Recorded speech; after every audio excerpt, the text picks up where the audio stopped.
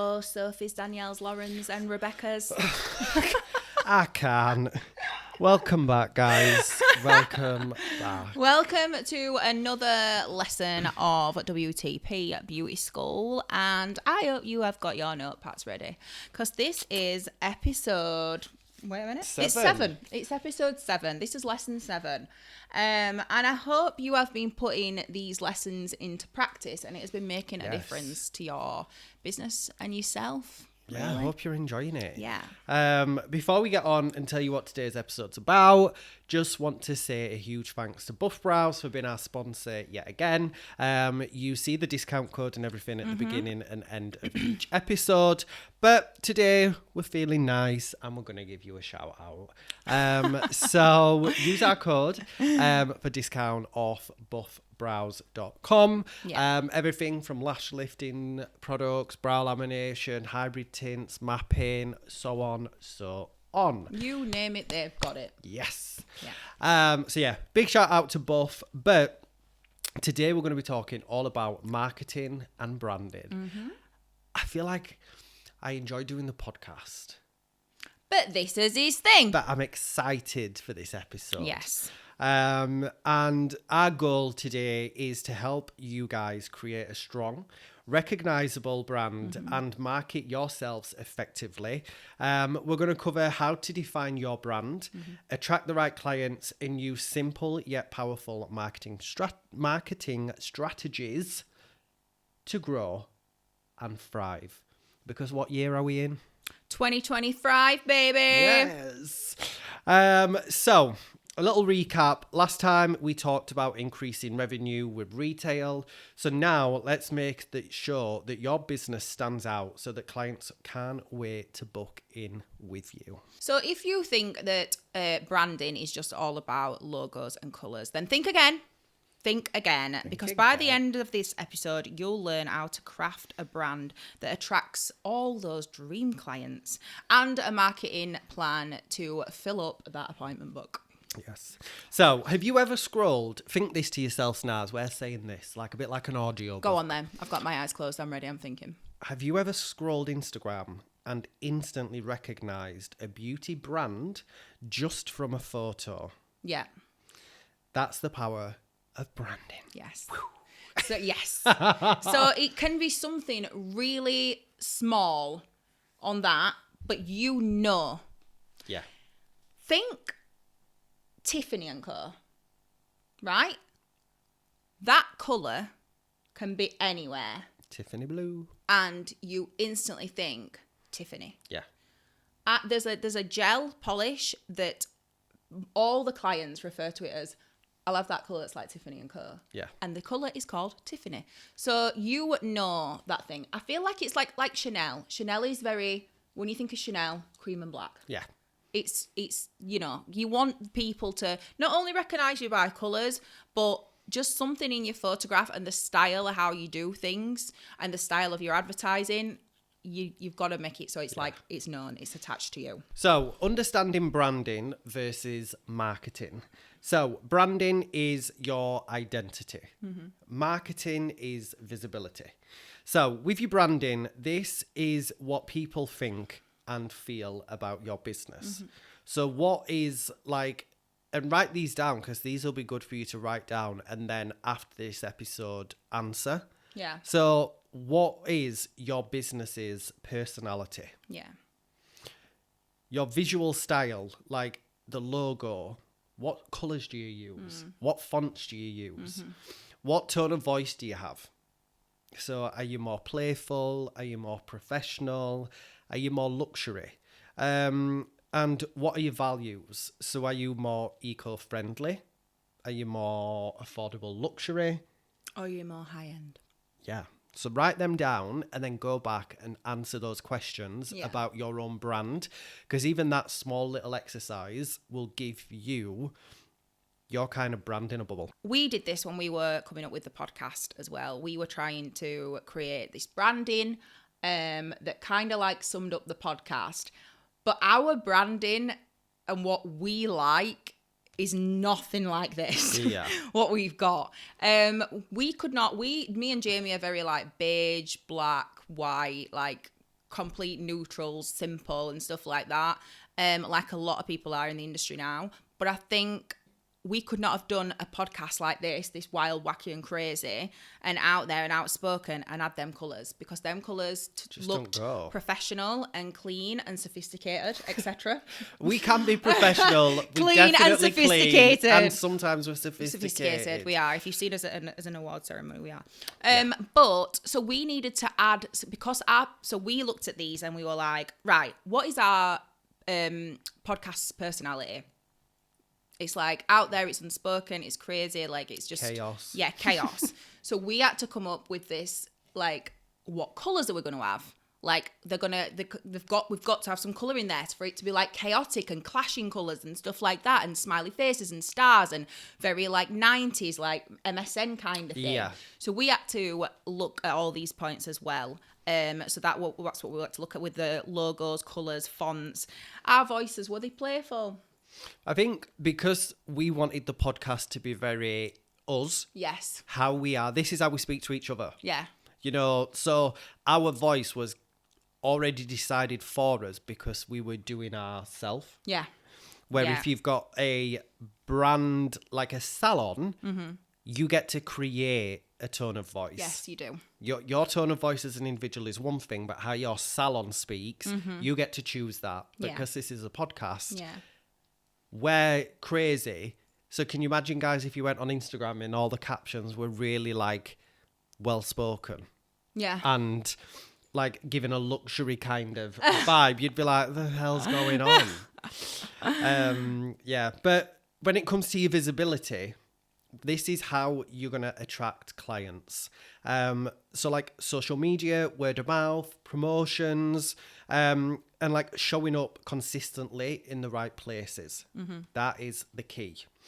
And when it comes to defining your beauty brand, step one, you need to know your ideal client. Yeah. Sit back and think, who is my ideal client? Exactly. Who do you want to attract? Do you want to attract them high-end clients that are, housewives that stay at home and, are looked after and they've got a hell of a lot of money to spend? I think we all want to attract them, don't we, really? Because they've got a lot of money to spend.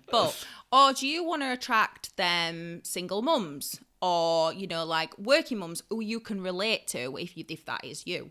Are you wanting to create offers and stuff like that and a safe space for them, really, to be able to come and bring their children in salons, etc. Are you wanting to attract students?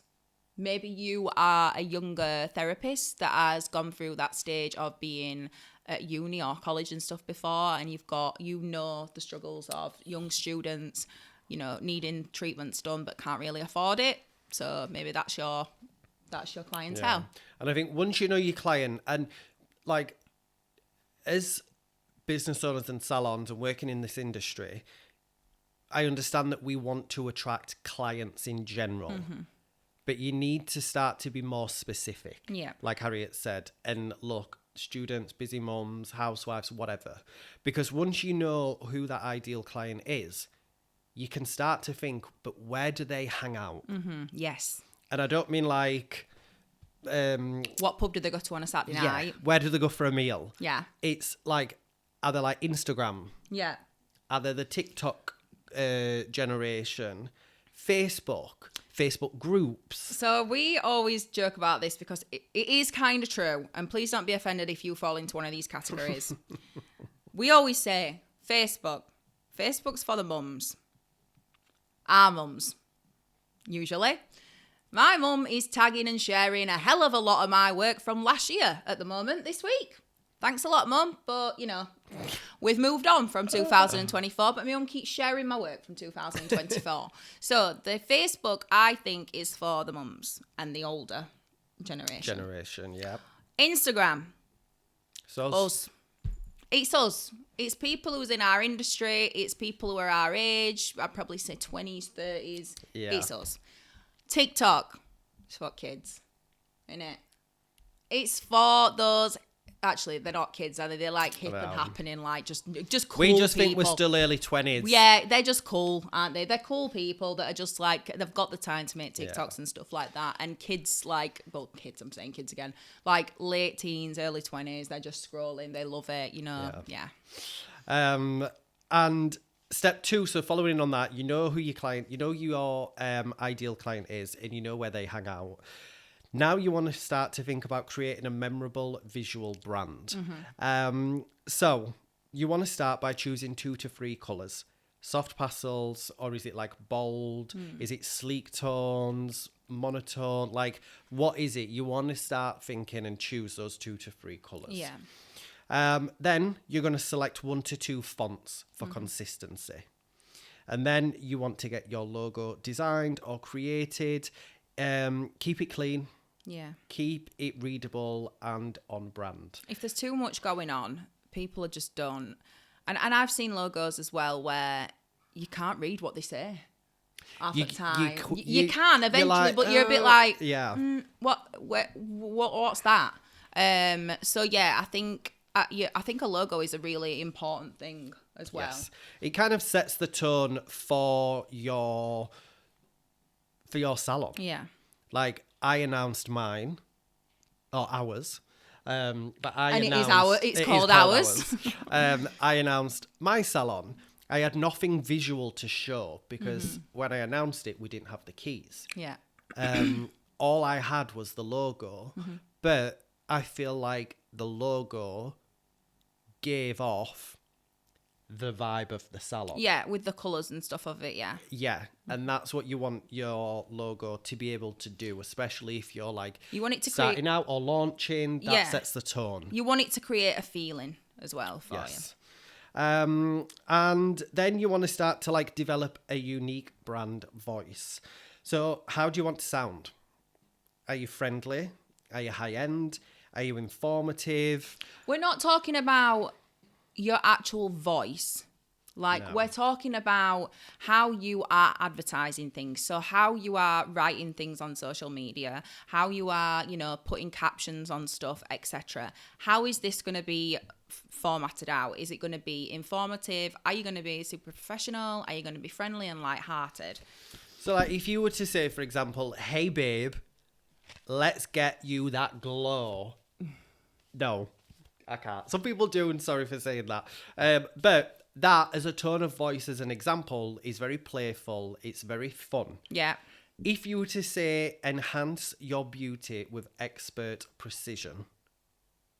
That's a bit, and that's very professional. Luxury, professional. I think we're somewhere in the middle, aren't we? Yeah. Yeah. But that, like, and this, again, falling into this episode, you need to be consistent. Yeah. You can't be putting on, hey babe, get that glow, and then next week enhance your beauty with expert precision. I think sometimes It's as well. Two different things. Yeah, because if you know what clientele you're going for and you have been light-hearted and fun and you've attracted all them clients, as soon as they start reading something that's informative and really professional, they're bored. Yes. Because unless you've got that high-end, unless you've started off with that, so that's why it's important to be consistent with. And I think you want to, especially if you're a brand who has got multiple social media platforms, so like website, Insta, TikTok, Facebook. Whilst consistency is key, so you want to be using the same kind of tone of voice, the same colours, the same fonts, everything we've just gone through. You want to be using that across the board. Yeah. I do think when it comes to captions and whether you're speaking on camera as well, you can be a bit more light-hearted on TikTok. Yeah. So you might want to keep your Facebook and Instagram, if this is your tone of voice, to like a professional. Yeah. But TikTok is the place where you go for that more kind of like disposable content. It's quick. You've got to grab their attention quick. Yeah. It's more relaxed. So I think you can have almost two brand voices just as long as they're kept very separate. Like you might, the content wise is more professional on Insta and Facebook. TikTok might be more behind the scenes and you can have a bit more, you can be more playful with it. Yeah. We do that sometimes. Obviously we'll do like a come to work with us, you know, like little snippets and stuff like that, where it's like not professional and we're just like, look at really what his life's like, you know, like, so it is nice to put, and people do find that relatable as well, don't they? Yeah. And make sure, just while we're on it, that your location is in your bio. Yes. Yeah, it's super important. How many people have a beauty Instagram or whatever and they've not put their location on where they are? We are recruiting for the salon at the minute. So if anybody wants to come work with me, hit me up. Yes, here's your chance. Yeah, self-employed spaces, hair, nails, beauty, lashes, hit me up. But we're recruiting, and so many people have followed the salon's account, and obviously I'm like, oh, I wonder if they're interested, you know, if they've followed us to reach out about work. And when I click on the profiles, no location. You don't know where they are. So I'm like, I don't know if you're 2 minutes away or you're other side of the world. Yeah. It's crazy. So always make sure that your location's in your bio. Yeah. But we're marketing strategies. We're going to talk you through a few now that work. So social media, the must-haves. Oh, absolutely. This is like, I feel like if we didn't have social media, we probably wouldn't get half, at least at the minimum half of our business at the moment. Social media is everything. And I've said it before, I'm really bad at it with advertising and stuff like that. I just take about thousands of photos and then I just get completely overrun by them, flooding, and it's hard to keep on top of it, I know, but you must do it because it is a must. And if you're not answering them messages on Instagram and Facebook, they're going to get pissed off and they're going to go elsewhere and message somebody else. So if you're not answering them, make sure you've got somebody else that's answering them for you, like me. Having those accounts is a must. Posting your work. Yeah. Like, there's no point having the accounts if you're not going to show people what you do. You need to post your work. Post behind the scenes. Yeah. Post client testimonials, like reviews and stuff like that. That's what people are looking for. Yeah. If you're a potential client going on somebody's Insta, you want to see the work. You want to see some behind the scenes to get an idea of what the space is like. Yeah. And reviews. That's what people are going to look for. Also, people like them Q&As as well. So give them an opportunity to ask you anything they want. Obviously, them Q&As are anonymous to, obviously, the other viewers. But giving them, like, a Q&A to ask you so they don't feel, like, silly asking on a post or anything like that. And it'll probably be answering a lot of other people's questions as well. Yeah. I think, as well, websites often get overlooked. But there's, like... It can be really powerful to have a great website. If you are going to have a website, ensure that it's mobile friendly, because a very high percentage of people, I don't have it here, but a very high percentage of people look at websites on the phone. Yeah, of course, yeah. Is this a sign of being old? Let me just ask you this, completely off topic. Do you have certain jobs that I do on my laptop that you have to do on the laptop? Yeah. I can't do it on my phone. I think it's a sign of age. Yeah, but do you know what? I almost like, even when I'm doing social for What the Plug, I prefer to do it on my iPad. Because you're like scheduling multiple. Yeah, but then when it comes to doing it, I do, but then sometimes when I've got to put emojis in and stuff like that, I prefer to do it on my phone because I know where the emojis are and stuff. Like booking a holiday. Oh my God, I'd never do it on my phone. Why would anybody do it on a phone? That's mental. Are you on drugs? Are you on drugs? Booking a holiday on your phone? No. How crazy. Who has done that, by the way? People must do that. People do it. God, no. I think it's like an our generation thing where some jobs you need the big screen, you need a laptop. I once booked a flight, an emergency flight on my phone, and I was scared to death. I thought when I get to airport, this is not. That freaks me out, having a boarding pass on your phone even. What's that about? No, print me off. Because what if I drop my phone and it smashes, I can't get on a plane? Like, print me one off. You've never no battery, so your phone will be dead, yours. Yeah, true. But yeah, and let us know, DM us, if there's certain jobs that you guys have to do on a laptop or like a big screen compared to your phone. But your website, it does need to be mobile friendly, because that's That's where people will look, and an easy booking system. So people will book obviously on their phones, and if it's linked to your website, you want it to line up and not be all off skew because it's designed for the desktop and you've just slung it on a mobile version. And make sure that you've got like pricing, policies, and an FAQ section on there as well, because that will answer, like Harriet said about the Q&As on stories. It'll just answer a lot of questions that clients might already have. Yeah. So some local marketing hacks is Google business profiles. You need to have your business on Google. It's free. Absolutely and is. It's going to boost local search visibility. So if anyone goes on like Google, obviously it picks up your location, everything like that. It's going to boost all of this. So definitely go ahead and create one of those accounts. It's also good to collaborate with like local businesses. So like gyms, boutiques, like bridal shops. So if you are, say, a makeup artist, you can put your... I always see this in a lot of like... bridal especially. Bridal or like even alteration shops, because I go to an alteration lady who sells a lot of prom dresses, and she has got so many leaflets of makeup artists that are in there and beauty salons, because obviously when girls are going for their prom dresses or bridal wear, they need a makeup artist, they need somebody to... Maybe that person doesn't have a regular beautician or whatever, so they want to start to get into it. So think about places where you're going to, attract clients. And then you might even do like referral discounts for existing clients. That's always really a great good. way to your clients are going to give you, good word of mouth anyway, but by having that referral, that just kind of like puts the nail in the coffin and seals the deal. Like, there's no reason why they wouldn't book in with you then. Yeah.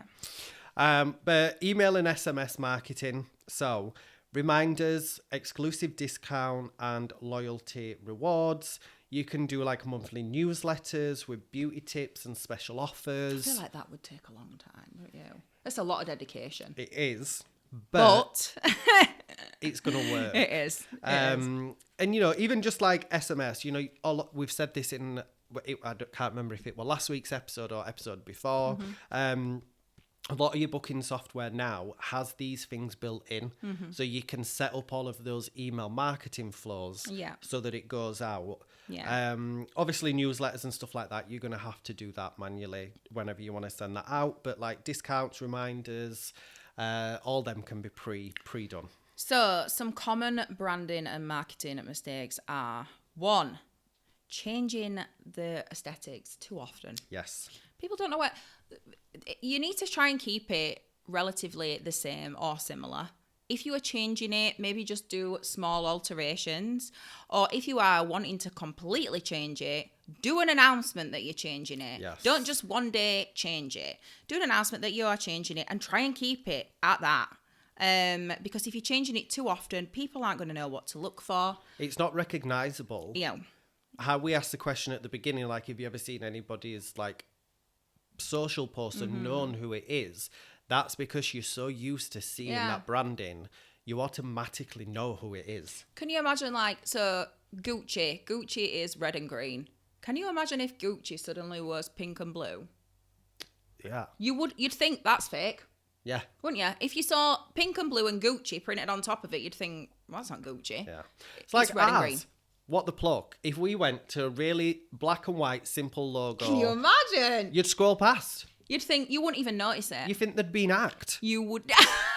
You would, wouldn't you? You'd think cybersecurity. Help! Somebody's got him hostage. Yeah. But it comes down to even like colour palette and font. Like, I can't stress this enough. I see so many people do it. Like on Instagram, if you're adding captions to your posts, try keep them the same. Use the same font. When you're writing on top of your stories, use the same font because people will start to recognise that it's you. Yeah. Colours, again, like you can't just go on your before and afters, have like a blue background, then have like a glitter. Yeah. Then have a green Christmas tree. Yeah. Like it's just all over you. You're not giving, not consecutive. What is it? When you're giving the same thing. Oh God, I don't know. You're not giving the same thing. I can't think of the word. Anyway, so another mistake, we'll come back to him. Another mistake is you need posting without strategy. So you need to be kind of planning your weeks ahead, thinking what you're going to post on a Monday, what you're going to post on a Tuesday, or if you post on Monday, Wednesday, Friday, Sunday, try and make it so it's those all the time. Or if you do it, or if you're going to do like a 2-week schedule, try and make it similar. So maybe things like Monday, do skincare tips, Friday, client testimonials. So just things like that. Like try and keep it similar. Or there's some that some of them, they keep the letters the same. So like Tuesday testimonials or something like that, or like I used to do like Thursday thoughts, yeah. You can do different themes like Fresh that. Brows Friday, yeah, where you always post a picture of brows on a Friday. I used to post every night at 8 p.m. and Craig once asked me why I did it. Barlow, how the hell did he notice that? It was just, I did it for ages. He was like, why do you always post at 8 o'clock? I cannot believe, and Craig's not even in the beauty industry, that he would notice that. I've never noticed that. I know, like, it's just, I can't think of that word again. It's, what is it? Consistent. It's not that. Don't think. Consistency. Yeah. So that. Yeah, just go So, that. like, it's consistency, like, everybody know, well, not everybody. It could be as if like everybody knows our post. Everyone in the world, like people get to know that I were posting at 8 o'clock. Mm-hmm. That's when, you know, if you wanted to see what I were posting, you'd go on at 8 o'clock onto my profile because I were posting. Yeah. So even stuff like that, if you don't want to do like themed days, but you know, theme days work. My Thursday thoughts used to do really well. Can I also say as well, even though a lot of us don't like to do this, I was a victim of this and I didn't like doing this. I love it. Mistake 3 is not showing your face on camera and being out there on social media without any filters on, without, you know, when Jamie said to me, we are going to start doing filming and go on YouTube. I was terrified and I thought, oh my God, because some days what am I going to wear? Some days I'm going to look like shit. Some days my roots are going to need doing. Some days I'll have broken nails. Like, that's the life we live. That's what we all are now, and I don't mind at all. So putting a face to your brand and your business is important, even if it's just a picture. You don't have to do talking videos or anything like that. Just even if it's just a picture with a little bit of text about yourself or what you've done that day, or even just like a little message to your clients or whatever. And it's because like you need to do that because people connect with people. Mm-hmm. So like you wouldn't swipe right on a faceless Tinder, would you? Absolutely. That's such a good thing. Yeah. Why do they do that, by the way? Because there is some that do that. Why? You wouldn't match on a dating app with a faceless profile. No. So why do you expect your clients to book in for a beauty treatment with a faceless beauty brand? Bloody hell. And I've just thought that on the spot. How crazy. Crazy. Wild. Out there. Off the chart. Not me being the Tinder swindler. Scale. I know. When have you been on Tinder? Chuffing out. He's been on mine. That's what it is. Yeah. So yeah, you think of it like that. You need to be showing yourself, and once you do like that first video or story, it gets easier, guys. I promise. So, are you ready? I'm ready. Gosh, you've got some homework. Whenever you're ready. Write this in your planner. Whenever you're ready. I'm ready. You said that with some determination. Whenever you're ready. What? I don't get it. What? Cheryl Cole on X Factor.